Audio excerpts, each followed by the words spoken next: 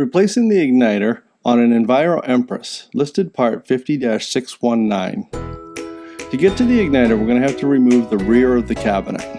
This can be done by removing the side panels first, and then the other side.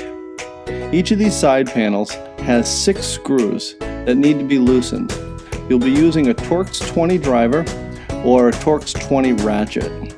Simply just loosen the screws, and then this will allow the panels to slip off of the screw heads, and then we can store those aside. Once one side has been done, then we can move over to the other side. Both side panels have to be removed to get the rear panel of the stove off.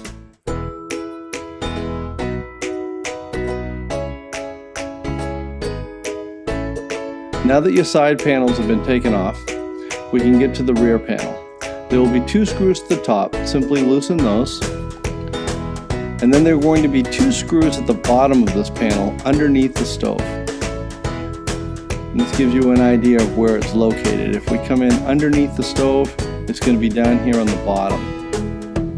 Again, just like all the other screws, we're going to loosen this up, and then we can lift the mechanical cabinet off and over the screw.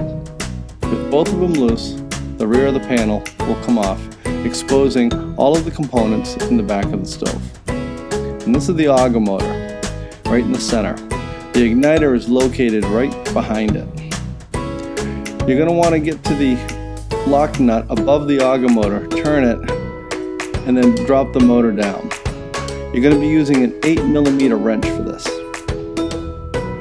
And then once the motor is out, down here underneath, this is where the igniter is located.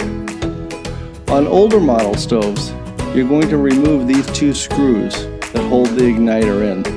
However, once you start removing these, you're going to see why we remove the auger motor. It's very difficult to get to this top screw. You may have to turn it just a little bit at a time.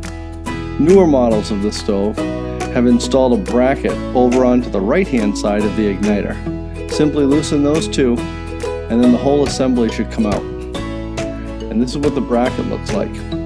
Mount your new igniter to this bracket if you have one. And then simply put it back into the stove, slipping the bracket over the 2 mounting screws.